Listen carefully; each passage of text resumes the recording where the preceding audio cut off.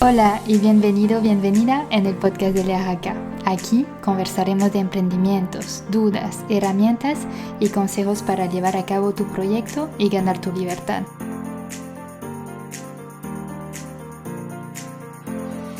Si te gusta el podcast, no olvides poner 5 estrellas en Apple Podcast y recomendarlo a un amigo. Nos ayuda mucho. Hoy estoy muy feliz de conversar con Millán Ludeña, un aventurero, poseedor del Guinness World Record, conferencista, emprendedor y no sé más cómo lo podría describir. Nuestra conversación fue grabada al final del año 2020. Ha sido un momento muy inspirador, donde me contó de su infancia en un barrio humilde, el reto de querer estudiar para salir adelante. Nos enfocamos en qué es lo que le mueve y la importancia del porqué. Nos cuenta quiénes son sus mentores y acordamos en la necesidad de ser más responsable, un tema aún más de actualidad con las realidades que enfrenta nuestro país hoy en día. Para terminar, hablamos de libertad y de la importancia del tiempo, que es la única moneda universal. Les cuento que me odié al momento de hacer el montaje de este episodio, porque me di cuenta que no había escogido el buen programa de mi micrófono. Les pido disculpas por la calidad del sonido cuando yo hablo. Pensé no publicar el episodio y dejarlo de lado. Pero la parte de Millán se escucha bien y es lo más importante. Decidí que no sirve de nada flagelarme, aprendí a hacer pruebas de sonido para las próximas veces y como dice Millán, solo los que no hacen nada no fracasan. Y no se podían perder esa conversación tan importante. Así que les dejo con mi conversación con Millán Ludeña. Disfruten. ¿Ya estás grabando? Sí, ya está. Ahora empieza, ¿verdad? La parte oficial. Qué bueno tenerte, la verdad estoy súper feliz de hablar contigo porque, como te dije, eres una persona que me inspiró cuando vi tu documental y creo que puedes aportar mucho a todos los que nos escuchan. No sabía cómo empezar la entrevista, entonces quería empezar con una frase que a mí me impactó en tu documental, que tú dijiste: si el reto no te hace temblar las piernas, quizás no es lo suficientemente grande para ti.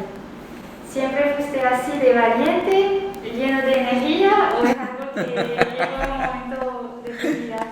No, mira, esa frase en realidad es un graffiti. Que yo lo vi cuando habré tenido unos 9 años en mi barrio. Yo soy de Guayaquil y me crié en un barrio marginal en Guayaquil. No sé cuánto tiempo lleves en Guayaquil, que también te ubiques, pero en Ayacucho y La Octava es parte del suburbio en Guayaquil. Y bueno, claro, hace 30 años, condiciones muy complicadas. Pandillas, drogas, alcohol, limitaciones en seguridad, en salud, en educación, lamentablemente lo que muchos barrios tienen en Ecuador. Y bueno, y te crías ahí. Y yo viví en carne propia, no me lo contaron, cómo mentalmente te vas limitando. Te vas limitando, porque tú dices, si yo no tengo acceso a educación, o alguien se enferma en la casa y tenemos que esperar semanas para que nos atiendan, entonces empiezas casi a concluir que no te mereces mayor cosa en la vida. Y cuando te pasa eso, no persigues algo, porque nadie persigue lo que no cree que se merece. ¿Ya? Y coincidentalmente, si no lo persigues, pues no lo consigues. Entonces, mentalmente creo que te vas bloqueando. Entonces te das cuenta que la pobreza no es un tema material únicamente, sino que en su gran mayoría es estructural. Y eso me ocurrió a mí. Entonces yo a los que habrás tenido 8 años le comenté a mi mamá y le dije muy cándidamente, muy inocentemente, yo creo que nunca voy a ir a la universidad. Mi mamá me dice, ¿pero por qué dices tremenda cosa?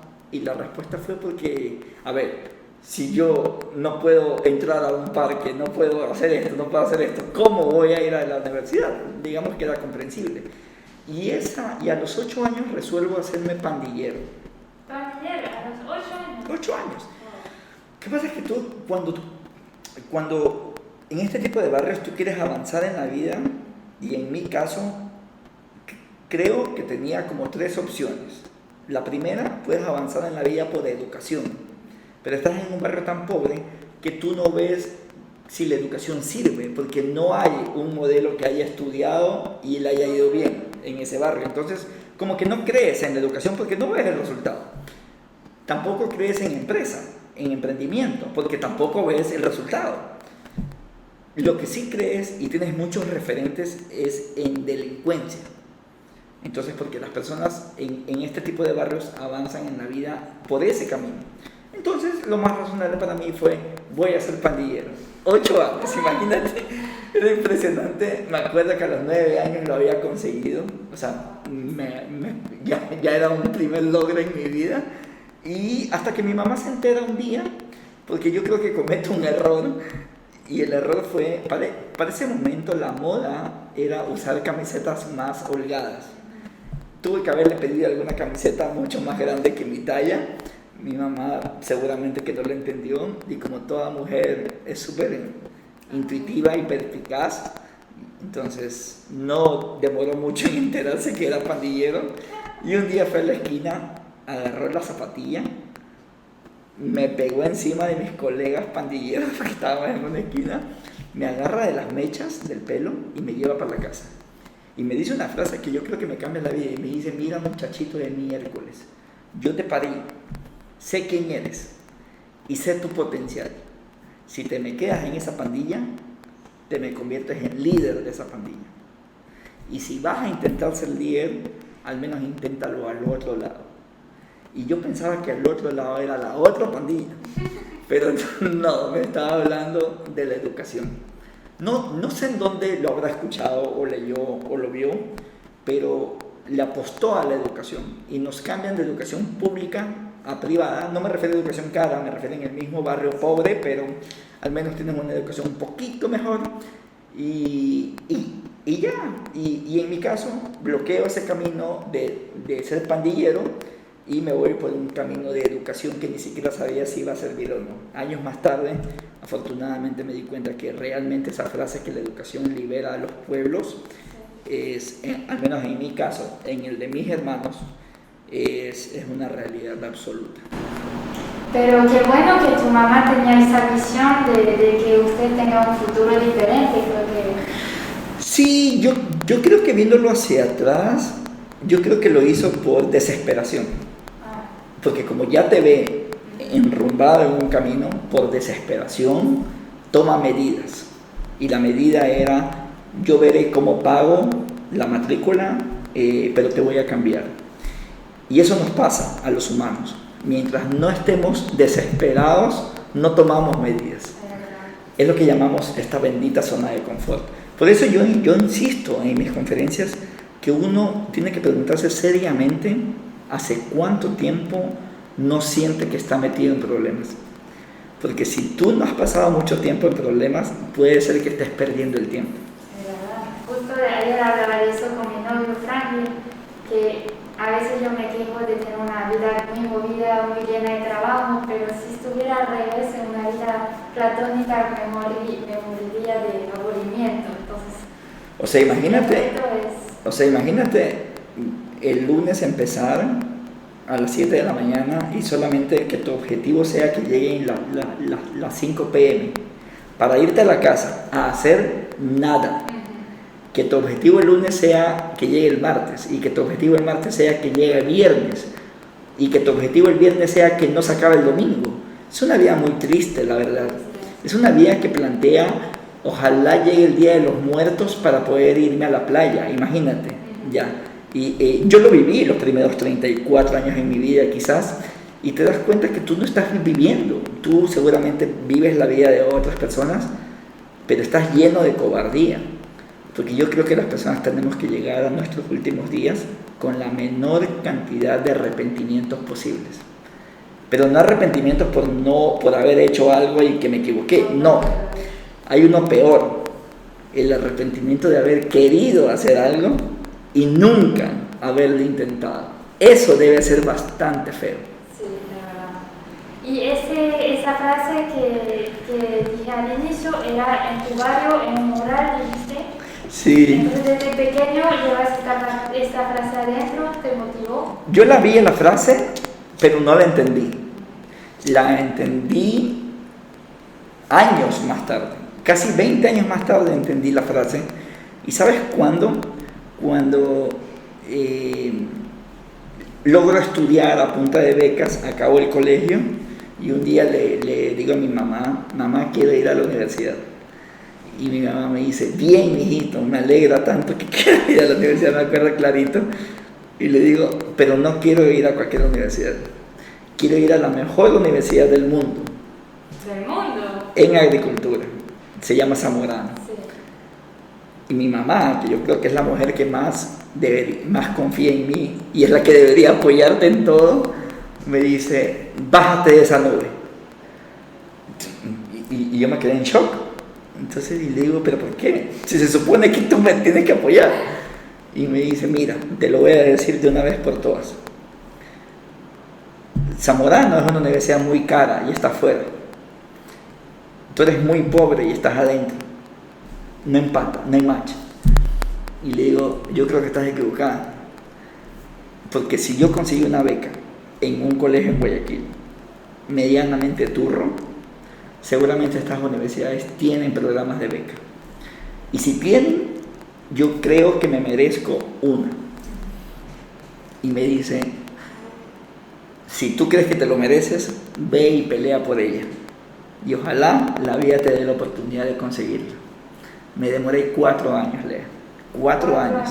O sea, apliqué el primer año, me aceptaron, pero me dieron el 25% de beca. No me servía.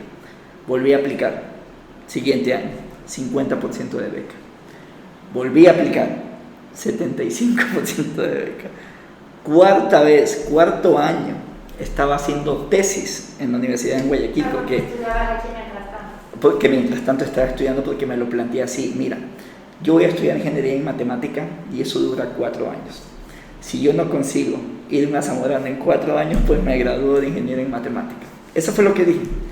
Cuarto año, estaba haciendo tesis y recibo una llamada de Zamorano. Me dice, tenemos la beca, nos queda claro que quieres venir, pero ya empezamos clase.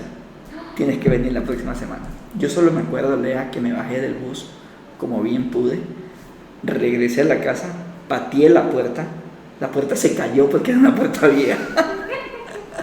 Mi mamá baja, creo que con la misma zapatilla, a pegarme porque acabo de tumbar una puerta. Y le digo, mamá, conseguí la beca. Y me dice, ¿qué beca? La beca de Zamorano. ¿Qué es Zamorano? Y le digo, tú no te acuerdas, pero ya hace 4 años te dije que me iba a ir a la mejor universidad en el mundo. Y ella me dice, ¿y cuándo te vas? Me dice, ya, me tengo que ir ya. Y me vuelve a bajar a la tierra. Y me dice, ajá, ¿y con qué dinero vas a comprar el ticket? Porque es verdad, tienes la beca, pero sigue chido. ¿Y sabes qué hice? Me fui a visitar a todas mis tías. A esas tías que tú no las ves nunca. Y te las encuentras en los bautizos, en los matrimonios, en esas cosas. Estratégico. A ir a pedir dinero. Solo conseguí el dinero del ticket de ida. Ni siquiera el de vuelta. Y me fui. Eso es en Honduras, ¿no? Eso es en Honduras. Gracias a Dios, una semana más tarde estaba en Honduras. 4 años más tarde me estaba graduando entre sus mejores estudiantes.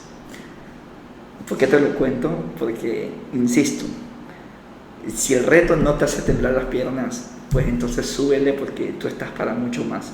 Yo tranquilamente pude haber estudiado aquí, o tal vez pude no haber estudiado. Y pude haber estado muy cómodo. Pero ir a Zamorano me asustaba. Y ahí me di cuenta que a eso se le llama reto.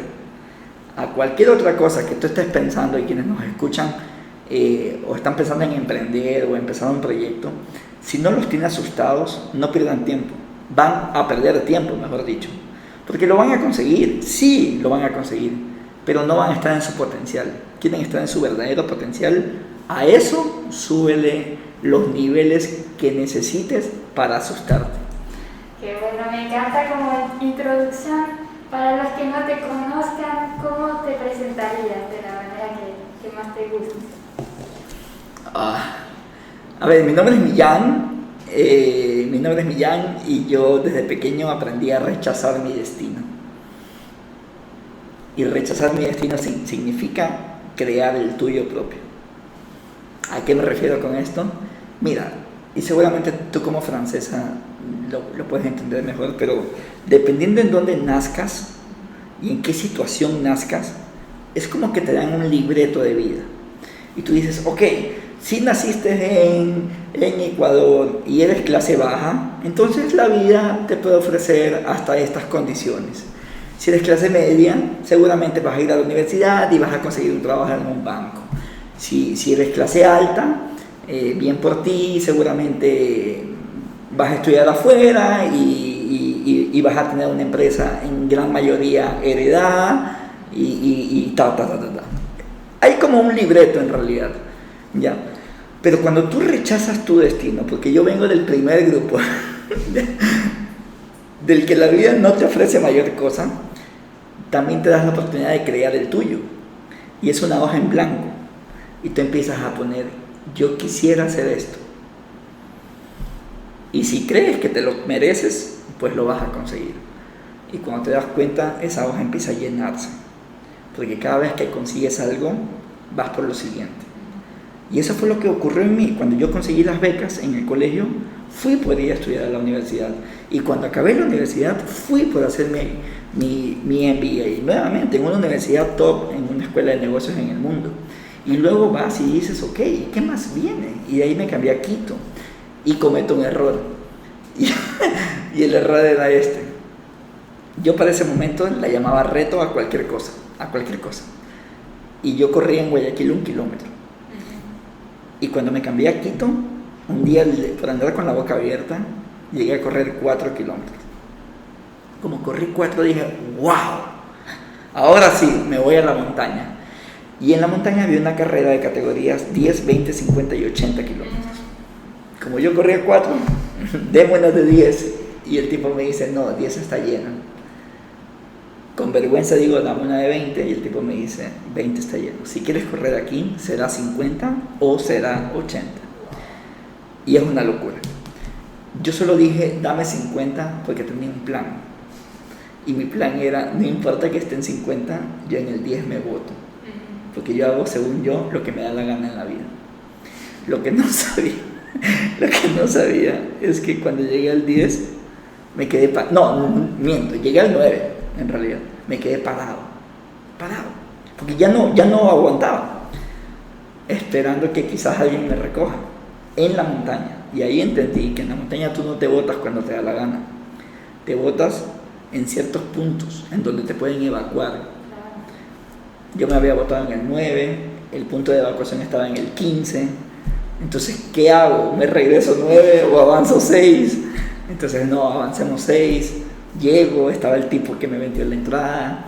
Entonces me dice, sabía que te ibas a botar y te toqué el ego. Y tú dices, no, ¿quién te ha dicho que me voy a botar? Y entonces está el siguiente punto en el 25. Entonces ya vengo, ya llego al 25 sin ego, a pedir un carro que me evacúe. Y me dice, no, discúlpame, ha llovido esta semana y los carros ya no están llegando a este punto.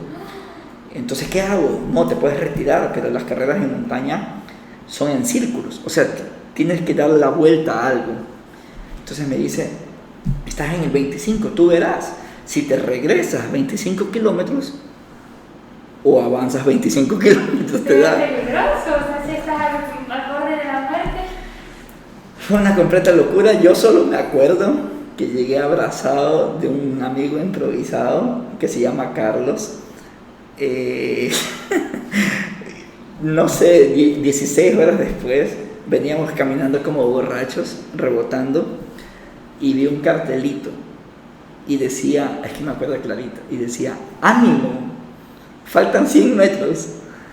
Y claro, y le digo a Carlos, loco, faltan 100 metros, ya habíamos 50 kilómetros, ¿te acuerdas? Y le digo, estos 100 metros, hagámoslos a matar, hagámoslos a morir, y que gane el que tenga que ganar. Y Carlos me dice, vamos a lo que vinimos. Era como una especie de gladiadores ahí corriendo a morir. Y ahí nos disputamos el último y el penúltimo lugar de esta carrera. Pero terminaron, que a mí me parece increíble. 50 kilómetros es bastante. Es muchísimo. Yo el lunes estaba muerto en la oficina. El martes estaba muerto en la oficina. El miércoles estaba ligeramente consciente. Pero fíjate la única pregunta que yo tenía, y eso cambia mi filosofía de vida. Y digo, ¿por qué estaba buscando 10 kilómetros cuando he podido correr 50? Sí, al final lo hiciste. No había corrido 10 y no había corrido 50. ¿Pero por qué elegí 10? La respuesta, porque sabía que lo podía hacer. Y 50 no sabía si lo podía hacer. Sí. Y tomamos lo que sabemos que podemos hacer. ¿Por qué? Por el ego y porque nos enseñaron a no fracasar. Entonces tú no puedes fracasar, tú tienes que intentar algo, pero no puedes fracasar. Entonces la única forma de no fracasar es haciendo dos cosas: o no hagas nada,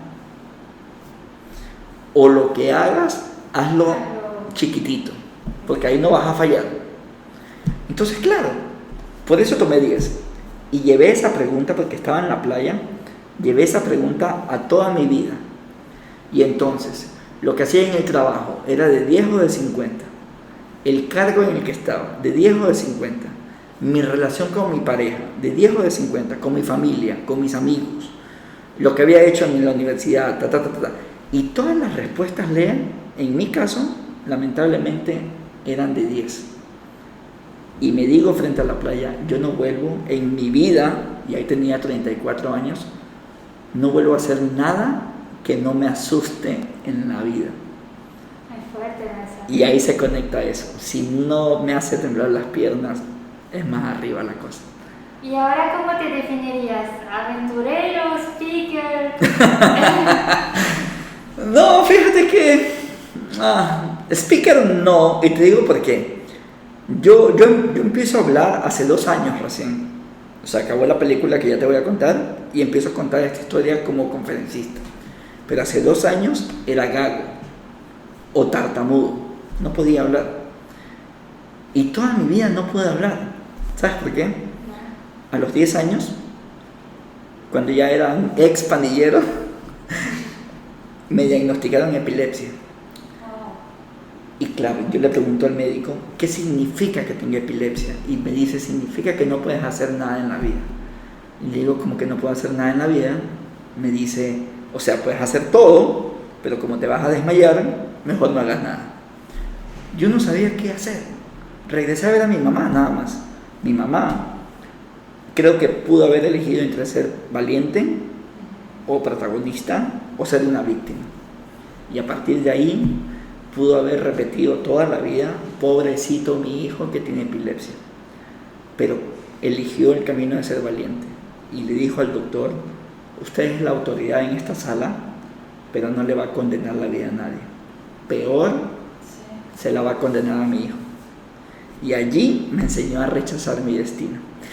Y yo me crío pensando que ser gago o tartamudo era un problema de la epilepsia. Hasta que le cuento a mi amigo, cuando acabé la película, quiero contar mi historia. Y me dice, sí, todo lo que tú quieras, Miriam, pero escúchate, pues no puedes ni hablar. Entonces, y es verdad, no podía hablar. Cuando me empiezo a preparar para ser speaker, me doy cuenta que hablar es un tema de respiración. Y yo había estado respirando mal toda mi vida. Luego me di cuenta que respirando podía hablar mejor y hoy ya me tienes aquí sentado. Sí, porque yo nunca imaginé que tenías problemas para hablar, no es algo que me chocó ni nada. No es algo como muy superficial ahora, pero estoy hablando de 2 años después. Pero si me escuchas, voy a buscar algún video, pero si me escuchas algún video de hace 2 o 3 años, era Gabo. Es loco, ¿no? Sí, es loco. Estábamos hablando un poco del documental que sacaste hace 2 años, 2 o 3. La aventura fue en el 17 y la película se estrenó en el 18. Sí, es un documental que se llama From Core to Zen, del nucleo hasta el sol. Una aventura loca. Yo vi el documental, me fascinó porque me dije en qué momento se te puso esta chispa de hacer algo tan loco. Y lo que te quería preguntar es que repites a menudo en tu documental, en tu Instagram, en tus redes, que eres una persona normal. Pero sin embargo, escribí aquí porque no me quiero equivocar, pero has atravesado 240 kilómetros en el lugar más caliente del mundo 100 kilómetros con temperaturas menores a 30 grados Celsius bajo cero, y has ido al lugar más profundo de la Tierra a correr y al mundo más cercano del Sol, que es el Chimborazo aquí en Ecuador. ¿Cuándo y cómo se desarrolló esta adicción a la adrenalina? Sí. A ver, quiero regresarte a la playa. Sí. Entonces estaba en la playa y dije, yo no vuelvo a hacer nada que no me asuste. Okay. 6 meses más tarde estaba en la Patagonia, Argentina, corriendo 160 kilómetros en el lugar más salvaje que te puedes imaginar. Jamás lo había hecho, recién había corrido 50, pero dije, esto me asusta, esto es absurdo, por aquí tiene que hacer. Y ojo, lo que pasa es que ya había cambiado mi filosofía de conseguir cosas por intentar cosas. Y esto es importantísimo. Cuando tú tienes una lógica de intentar, te permites soñar más en grande. Y también te permites fallar. Y no te golpeas tan fuerte si no sale a la primera. Cuando tienes una lógica de conseguir cosas, si no te salió a la primera, piensas que es un fracaso. Y te desmotivas. Y yo, frente a la playa, dije, no voy a conseguir cosas, sino que voy a intentar cosas en la vida a partir de ahora. Entonces en la Patagonia yo no sabía si lo podía hacer, pero sí sabía que lo iba a intentar. 58 horas más tarde, pataleando, desbaratado, como te imaginas, acabé esa carrera. Regreso ya más tranquilo, un día estaba buscando en Google cualquier cosa, puse la carrera más difícil en el mundo, aparece la Maratón de Sables, que justo está escrita en francés, bueno, la Maratón de las Arenas básicamente. Y bueno, claro, 240 kilómetros. En el Sahara. Entonces me pareció una completa locura, un absurdo, me hizo temblar las piernas y dije, ¿por qué no? Y me lanzo a hacer esta aventura. Me demoró 6 días, 7 días casi en acabarlos, una brutalidad. Gracias a Dios la acabo. Regreso a Ecuador y digo, si ya corriste en el más salvaje y en el más caliente, entonces ¿qué? Entonces, ¿por qué no nos vamos al más frío? Y ahí tenía 2 opciones, el Polo Norte o el Polo Sur. Elijo el Polo Sur porque el Polo Sur sí es un continente, o sea, es un gran bloque de hielo sobre una roca, y el Polo Norte es un gran bloque de hielo sobre el mar. Entonces digo, será en el Polo Sur. Y ahí hay una aventura de correr 100 kilómetros sin parar a menos 30 y pico grados bajo cero, una completa locura. Que no puedes parar si no te congelas. No, si paras te congelas, y si te congelas te mueres porque no hay nada, no hay hospitales, no hay nada, no hay señal, no hay, el sol nunca se va, no hay animales, no hay plantas, no hay GPS, no hay internet, no hay nada. Ya, y un silencio, oye, impresionante. Yo creo que me siento bendecido porque, bueno, jamás he estado en un lugar tan puro en el planeta como eso. Es una locura. Y bueno, cuando la acabo, gracias a Dios, me doy cuenta que existen 14 personas en el mundo que han podido correr más de 100 kilómetros en el lugar más caliente y más frío. Y bueno, yo estaba metido en ese grupo sin querer queriendo. Y en la Antártida, tú no tienes nada más que hacer que correr y pensar. Y en ese pensamiento se me pasa, ¿qué pasaría? A ver, si ya corriste en el más salvaje, en el más caliente y en el más frío, ¿qué pasaría si conecto el punto más profundo de la Tierra con el punto más cercano al Sol? ¿Recuerdas todos los mineros chilenos? A los mineros chilenos a los que estuvieron atrapados en el 2010, ¿sí? Esos mineros, imagínate, estuvieron a 700 metros debajo de la Tierra, 700. El punto más profundo está en Sudáfrica, a 3.563 metros de profundidad. Entonces es una locura. Y tú dices, wow, ¿cómo te metes allí? Y yo quería correr allí abajo, en un hueco de 1 kilómetro, 21 kilómetros. Subir a la superficie, tomar un vuelo y viajar a Ecuador, porque acá encima de tantas cosas lindas está el punto más cercano al sol, sí, que es en el Chimborazo. Entonces llegas de minero, te cambias a montañista y empiezas el ascenso de 21 kilómetros más. No sabíamos si alguien lo había hecho. Se lo presentamos a los récord Guinness en Inglaterra. ¿Quién lo hizo? La respuesta es, no hay humano que lo haya intentado.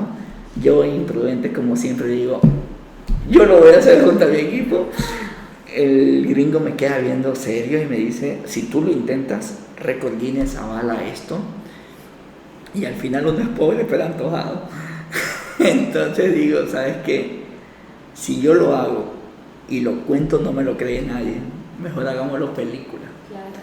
Y ahí aparece y se convierte en Frankenstein, que es la aventura, que es la película que viste, es la aventura que me cambia nuevamente la vida, y es la aventura que me lleva a pensar qué hacer con esta historia, porque no tiene sentido que nosotros consigamos cosas en la vida si con eso no aportamos.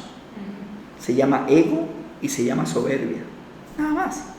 Y a nadie le interesa a una persona que se sienta a contar lo que ha hecho y no tenga una respuesta. ¿Y qué estás haciendo con lo que hiciste? Porque aparte, para mí, y tú ya conoces este término de bacán en Guayaquil, para mí las personas bacanes yo las mido en función del número de personas que estás ayudando que no sean tu familia. Para mí, ahí eres más o menos bacán con lo que has conseguido. Entonces, si tienes la bendición de poder haber accedido a educación, de haber emprendido, de tener ciertas condiciones económicas, me cuesta llamarte bacán si tu respuesta es no puedo ayudar porque no tengo tiempo. Se llama ego y se llama soberbia. Y esta película lo que hizo fue agarrar mi historia y convertirla en una herramienta. ¿Herramienta para qué? Para que personas como quienes están escuchando este podcast se motiven a crear su propia historia. Porque no es un problema de sueños, Lea. Todos queremos hacer algo. Todos queremos hacer algo. También todos estamos muertos de miedo. Pero quizás nos falta ese empujoncito. Sí. Y a lo mejor esta historia sirve para eso. Sí, estoy totalmente de acuerdo y yo justamente con eso del podcast y este año un poco raro, me enfoco en querer ayudar, transmitir también, porque para qué hacer algo en su propia esquina si no comparte con nadie lo que está aprendiendo. En este momento de que tú te inscribías en estas carreras locas, ¿cómo te financiabas? ¿Estabas trabajando en relación de dependencia o ya eras independiente? Estaba trabajando en la parte pública, en Quito, y lo mío era trabajar como ingeniero en energías renovables. Me encanta ese tema de energías renovables y todo, y bueno, hacía eso, ¿no? Como un Elon Musk, pero en chiquito. Y bueno, me encantan esos temas. Y todas estas carreras que te he contado seguían siendo hobbies, entre comillas. Entonces entrenaba muy tarde o entrenaba muy temprano para poder cumplir con mis obligaciones en el trabajo y todo. Y de allí, ¿cómo se financiaron? A ver, haciéndote un resumen, Patagonia costó 800 en total, pasajes, inscripciones y todo. Yo financié 700 y un amigo me dijo, te doy $100, pero te vistes de mi marca. Okay. Bueno, dámelos. Sahara costó $14,000. Conseguí, creo que con auspicios 10,000, pero 4,000 los puse de mis ahorros. Antártida costó 25,000, 20,000 con auspicios, 5,000 de mis ahorros. Y esta película ya superó el $500,000. Ya no puse una inversión como gasto, ya la puse más una pequeña parte como inversión como tal, porque esta película fue hecha con Le Vector, una empresa ecuatoriana. Yo creo que es la mejor productora en el país audiovisual, y ellos apostaron al proyecto. Entonces y creamos esta historia, esta película que se conecta con Inspira, que es la empresa que es la que me representa ahora mismo como conferencista, junto a mi socio Hueso y Jeff y todo, y bueno, y avanzamos en eso. Pero como te das cuenta, ha sido también todo un proceso. Hoy es lo que hago, hoy hago empresa, hoy creo empresa y construyo empresas, pero en su momento fue un tema de relación de independencia. Y cuando era solo un hobby de ir a Patagonia, a la Antártica y al Sahara, ¿tenías esa visión de poder usar estas experiencias para luego hacer algo más, o era solamente para tú ir más allá de...? No, la verdad que fue todo un proceso, como te cuento, seguían siendo hobbies y seguían siendo, creo que, elementos en mi vida que eran indispensables para no sentir que estaba cayendo en monotonía. Como dice Steve Jobs, de conectar los puntos después de... Cuando regresé a ver, todo estaba conectado, pero en su momento hacía porque realmente lo quería hacer. Pero creo que también era como un elemento de balance en mi vida. Si yo no ponía estas aventuras que tomaban, entre que las pensaba y las concluía, tomaban un par de años, entonces son 2 años sin mayor emoción en tu vida. Y creo que el balance que le daba a mi vida eran las aventuras. Luego me di cuenta que el elemento en común era el más tal. Entonces cuando te das cuenta, bueno, empiezan a pasar este grupo de 14 personas, luego empieza a pasar la película. Y entonces, ¿y por qué te cuento todo esto? Porque a mí se me acerca mucha gente a decirme, no puedo cumplir mi sueño. Y le digo, ¿cuánto tiempo llevas intentándolo? O no, un mes y medio. O sea, caramba, pues, o sea, por alguna razón nos han hecho pensar, o insistimos en pensar, que los sueños son fáciles, son inmediatos, son instantáneos, y alguien tiene que hacernos el deber. Ninguna de esas 4 barbaridades existe. Solo te vas a dar cuenta cuando dejes de pensar en esas tonterías y te pongas realmente a hacer tu propio sueño y tu propia vida. Si no, no lo vas a entender. Y aquí quienes nos están escuchando, algunos seguramente han de pensar, sí, tienes razón. Pero el que dijo sí es porque ya lo está experimentando y ya se dio cuenta que no es fácil. El otro, el que dice, no, a lo mejor está exagerando, es porque sigue refugiado en WhatsApp y en Twitter. Y si no quiere entender esta partecita, creo que los próximos 10 años seguirá haciendo exactamente lo mismo. Sí. En tu documental hay una parte que me encanta, de que hablas de cómo te preparas mental y físicamente. Antes de cada desafío hablas de hipnosis, de ciertas músicas, canciones, en ciertos momentos de la etapa, tu rutina. ¿Cómo has organizado esta rutina? ¿Cómo has encontrado personas que han podido aportarte en ese desarrollo mental y físico? Mira, yo creo, y esto lo dice Simón Sinek, él dice que lo más importante es el why.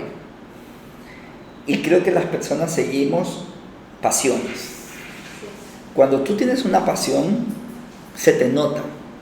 Cuando lo cuentas, cuando lo conversas, cuando haces algún comentario, se te nota, no es forzado. Y cuando alguien siente y ve pasión en alguien y comparte con lo que él quisiera hacer, armas equipo. La clave está en eso, en que puedas tener esa habilidad como líder de poder armar un equipo apasionado. No todos tienen que saber lo mismo, porque si no sería una pérdida de tiempo. Pero el trabajo en equipo creo que tiene que ver muchísimo con complementariedad, con que saber que tú eres un espectáculo en unas cosas, pero también eres una completa desgracia en otras. Quizás en esa lógica armas un equipo que realmente se complemente, pero lo importante es estar tranquila al saber que cada uno de esta mesa tiene clarísimo por qué están haciendo lo que están haciendo. Mira, no es coincidencia, antes a la pandemia, que todo el mundo en enero empezaba a estudiar inglés y empezaba a meterse en un gimnasio. Y tampoco es coincidencia que en febrero, en marzo, se votaban. ¿Sabes por qué? Porque en algún rato te preguntas, ¿y yo por qué estoy sudando? Si podría estar viendo Netflix. ¿Ya? ¿Y yo por qué estoy en clases a las 7 de la mañana si podría estar bien dormida? Porque en esa pregunta tiene mucho sentido quedarte dormida o ponerte a ver Netflix. Y eso ocurre cuando tú no tienes claro el por qué. Porque si tuvieras claro el por qué estás haciendo, vas a entender que no todos los días son bonitos. Pero ese día que no es tan bonito es cuando más deberías tener claro por qué estás haciendo lo que estás haciendo. Es en los vagones que vemos por qué hacemos las cosas. Sí, claro. A veces nos metemos sin pensar el por qué. Por eso es muy fácil votarnos. Porque no encontramos un sentido. ¿Y yo por qué estoy haciendo esto? Y la respuesta es, no sé. Entonces me voy. Claro, pues. Es comprensible. O sea, es comprensible. Te aplaudo que te vayas. Porque lo que tuviste que haber hecho al principio fue preguntarte por qué estás haciendo lo que estás haciendo. Exacto. Y creo que ahí radica todo. Acabo de leer esta semana un término que me reventó la cabeza: neurosis dominical. Ok, no conozco. Mira, de lunes a sábado uno en teoría pasa ocupado con su trabajo y por lo tanto no piensa en su vida. El domingo es el día que deberíamos pensar en nuestra vida, hacia dónde vamos, ¿cierto? O qué tan cómodas estamos. Pero el domingo lo primero que hacemos es levantarnos tarde, irnos al estadio, irnos al cine, hacer una maratón de Netflix, cualquier cosa. Excepto pensar. Excepto pensar. Pero ¿por qué no pensamos? Porque no queremos la respuesta. Al final del día, el peor día de la semana no es el lunes, como todos dicen, es el domingo. Porque el domingo hacemos cualquier cosa evitando encontrarnos a nosotros mismos. Y si pasamos escondiéndonos de nosotros, tu vida no tiene sentido. Sí. Vas a tener que mirarte cara a cara en el espejo vas a tener que en algún momento pararte frente al espejo y decirte las verdades, te guste o no te guste. Y no me refiero a tus fotos de Instagram, me refiero a las verdades. Es difícil, pero sí vale la pena. Es una conversación súper profunda esta, ¿no? Sí, justamente creo que este año ha sido de reencuentro con uno mismo, de búsqueda de por qué hacemos lo que hacemos, y mucha gente está recapacitando su rutina, sus sueños. O sea, nos damos cuenta que la vida es frágil, que las relaciones, el contacto es frágil y queremos reconectar. Hablamos en off antes de empezar a grabar de la importancia de conectar con la naturaleza, y es, creo yo, también vinculado con todo lo que es salud mental, estar haciendo deporte, ejercicio, esfuerzo. Si no tenemos, creo yo, que si no tenemos o no hacemos limpieza seguida de nuestra cabeza, no sé si el resto del cuerpo puede seguir limpio. Arranca en la cabeza. Ayer subí un video justo sobre eso, de agarra tu mochila y empieza a botar todo lo que ya no sirve. El cerebro siempre se va a quedar con lo mejor, con lo bueno, por un instinto de supervivencia. Entonces, si el cerebro ya está hecho para quedarse con lo bueno, ¿por qué insistes en cargar lo malo? Ya está. Sí. Súper profundo. Perfecto. ¿Y cuáles son tus mentores? ¿Cómo llegaste a ser independiente y hacer lo que haces ahora de compartir mientras empresarialmente? Sí. ¿Cómo lograste de esa locura deportista, de superarte hacia algo rentable y que sea más profesional?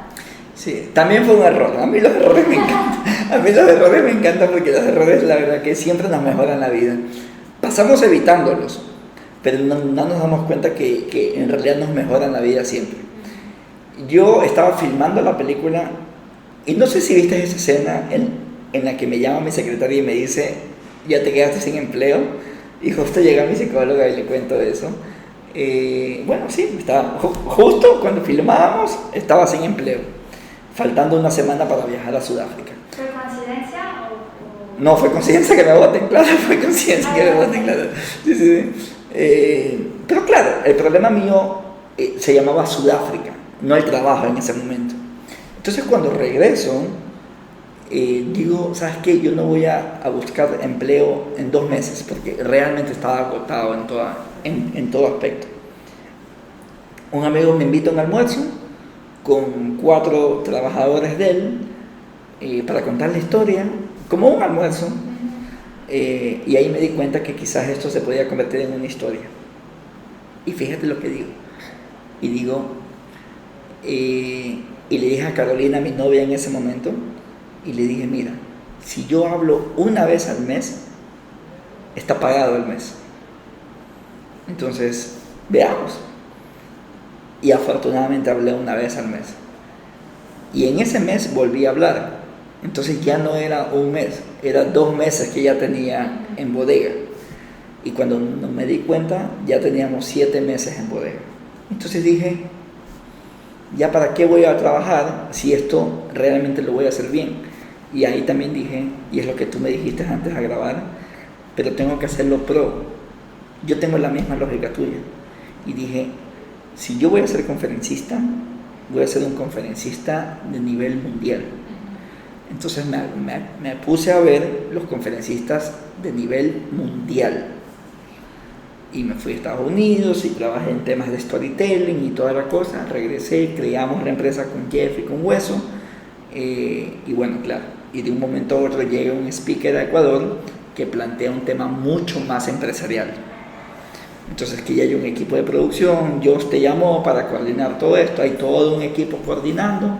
Y bueno, y efectivamente te das cuenta que con equipos conectados, apasionados, caminas realmente a lo que vas. Me fascina que haya logrado. Y hoy, imagínate, 2 años más tarde, más de 130.000 personas han escuchado esta historia en vivo, sin contar la película. Si cuento la película, yo creo que ya estamos en 500.000 de personas impactadas por esto.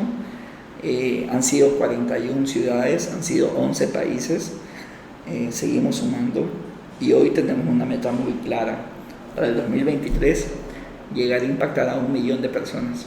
Qué chévere. Entonces, si yo te comparo el 120.000 con 0, es mucha gente. Cuando la comparas con 1 millón es poquita, pero regreso a la misma frase, si no me hace temblar las piernas, pues tampoco tiene sentido. Y hoy estamos caminando, Lea, a convertirnos en uno de los principales conferencistas a nivel regional. Sí, te iba a decir el Tony Robbins ecuatoriano. Muchas gracias. Sí. Sí, eso te iba a preguntar, ¿qué más puedes hacer después de tantas aventuras?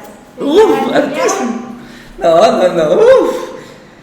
¿Tienes idea todavía? A ver, si la pregunta es, ¿cuál es tu siguiente aventura? Sí, mira, estamos trabajando justo en mi siguiente aventura. Yo creo que va a ser la última, ya. Pero eso también dije, hace 2 aventuras, entonces ya. No puedo contártela todavía, no me puedo atrever a contártela, pero sí sé que sí puedo contarte que hay 4 opciones. Las 4 me gustan, las 4 me hacen temblar las piernas.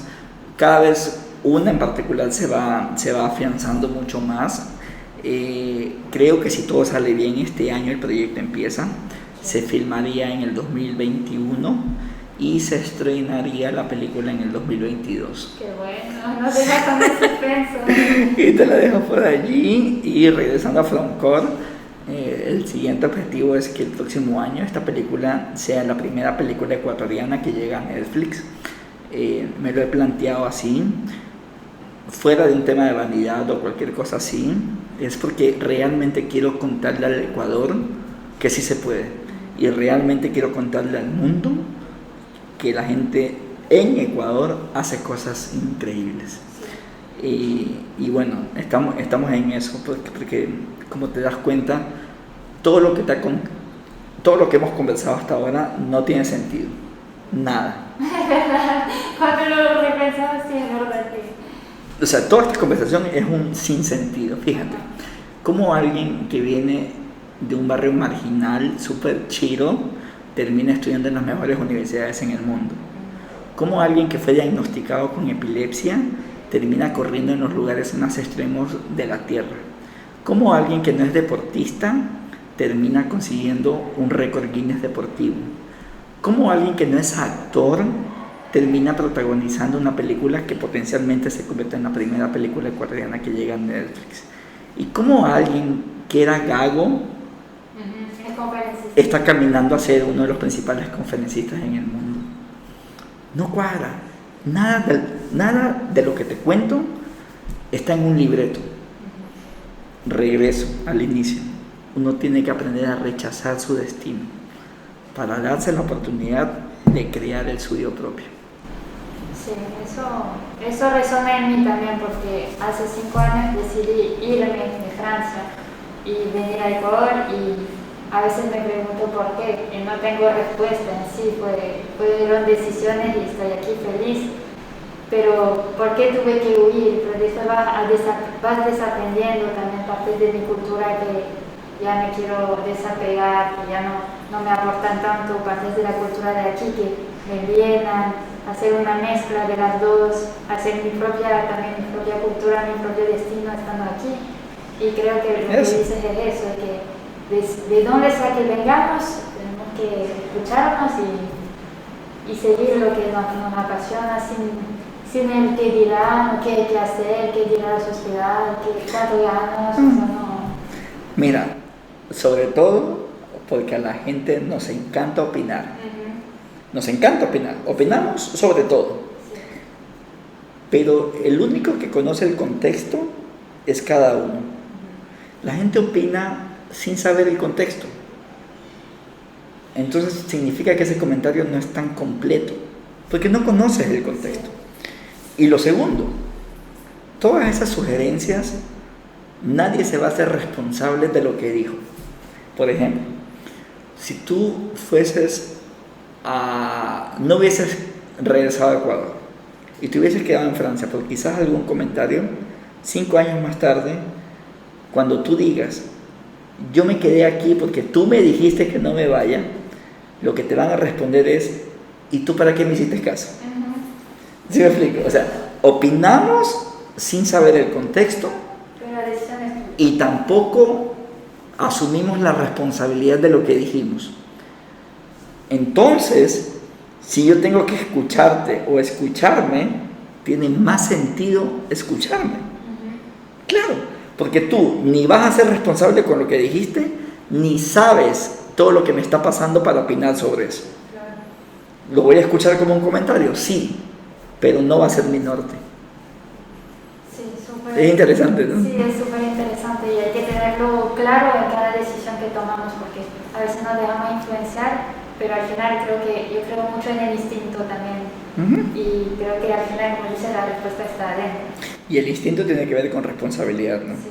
O sea, uno tiene que ser responsable con lo que hace y con lo que no hace. Basta, al menos en Ecuador pasa mucho eso, basta de echarle la culpa a cualquier persona.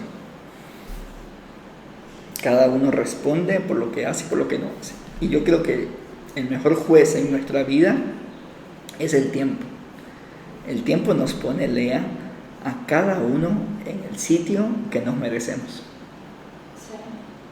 ¿Tienes mentores, Mía? Sí, muchos. Sí, en Zamorano conocí a Jorge Iván Restrepo. Él nos daba temas de recursos humanos.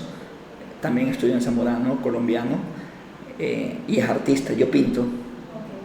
Y hago arte abstracto y pinto mucho con acrílico sobre lienzo, y Jorge Iván también, y bueno, y me llevó a varios niveles más arriba en eso, en un tema del arte como expresión humana, y es mi mentor así. Juan José Castelló, el papá de mi mejor amigo, justo si viste en la película, ahí sale. Juan José es uno de mis mentores de vida, mis padres. Obviamente es otro. Bueno, te podría contar a César Terán, temas empresariales. Pero sí, la respuesta es, tengo afortunadamente varios mentores de vida, y yo creo que eso es clave. Eso es súper clave. Si no tienen mentores en su vida, por favor tómense el tiempo para revisar a qué personas admiran y tengan la humildad suficiente para ir a tocar la puerta y pedirles que sean sus mentores. Eso te va a facilitar muchísimo la vida, y si esa persona acepta ser tu mentor, va a ser muy generoso contigo, porque una de las cosas que más nos gustan los humanos es poder compartir. Sí, es totalmente cierto. ¿Cómo organizas tu equilibrio entre vida personal y profesional, en que estás viajando, dando conferencias en el mundo? Y hoy me escuchaste en onda, claro. No, mira, es la misma. Hace 2 años pensaba que una cosa era el personaje y otra cosa era la persona. Y antes pensaba que mi vida laboral era diferente a la personal, pero ahora eso está tan mezclado que es uno solo. O sea, afortunadamente yo me considero una persona muy auténtica, y por lo tanto no necesito estar inventándome personajes. Este personaje que ves en redes es el mismo el que estás hablando conmigo, es exactamente el mismo. Y bueno, claro, entonces y mi vida personal se convirtió básicamente en todo, ¿no? En 24/7. Tiempo para ti, tiempo para trabajar. Sí, lo que pasa es que, a ver, yo digo que casi hace 3 años que ya no trabajo, porque la verdad que ya no trabajo, o sea, me siento muy afortunado de poder hacer yoga a las 11 de la mañana o salir a correr. Si tú ves mis historias, a veces corro en la mañana, a veces corro en la noche, a veces corro a la 1 de la mañana, y tú dices, ya, suena a una vida muy desordenada, pero también podría decir, bueno, es una vida muy libre al final, ¿no? O sea, es una vida que si hoy tengo ganas de correr, corro, y si no tengo ganas de correr, no corro, ¿ya? No hay un libreto, ¿ya? Y me siento muy afortunado con eso. Hay mucha espiritualidad últimamente en mi vida, en términos de yoga, mindfulness y todo. Entonces sí, la disfruto mucho. Y hablar en una conferencia todavía no se ha convertido en una especie de trabajo. En esa lógica de que tengo que hacer esto para que me paguen. No. Gracias a Dios. Sí, me parece que es el éxito total, porque yo también estoy... A ver, es como cuando te escucho a ti, ¿no? O sea, yo estoy seguro que si bien el emprendimiento es duro y todo, pero se te nota que te encanta, sí. Ya, entonces está todo bien. Sí, estamos alineados porque para mí mi libertad es poder hacer lo que quiero cuando quiero. Mi libertad es el tiempo, ni siquiera el dinero, pero el tiempo. Yo lo digo irónicamente, pero eso es una gran verdad. O sea, yo no sé si en Francia festejan el Día de los Muertos. ¿En Francia? Sí. Sí. Bueno, y lo digo irónicamente. Yo no quiero esperar al Día de los Muertos para sentirme, entre comillas, libre para poder ir a la playa. Yo me voy a la playa cuando quiera. Sí. Y eso no se trata de dinero, se trata de libertad.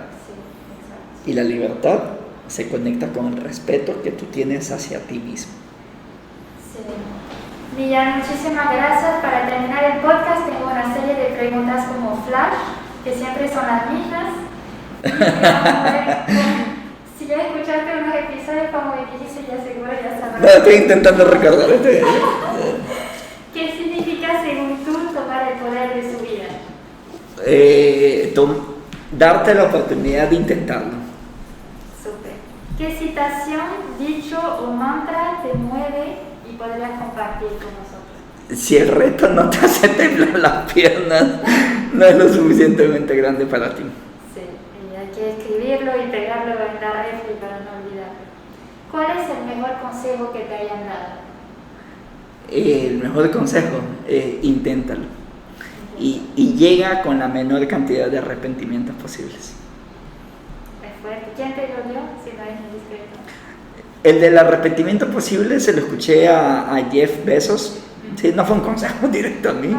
Ya, pero de ahí, y el inténtalo se lo escuché a mi mamá. Y eso sí me lo dijo cuando tenía 10 años y me dijo, tenemos un problema mental y no se llama epilepsia.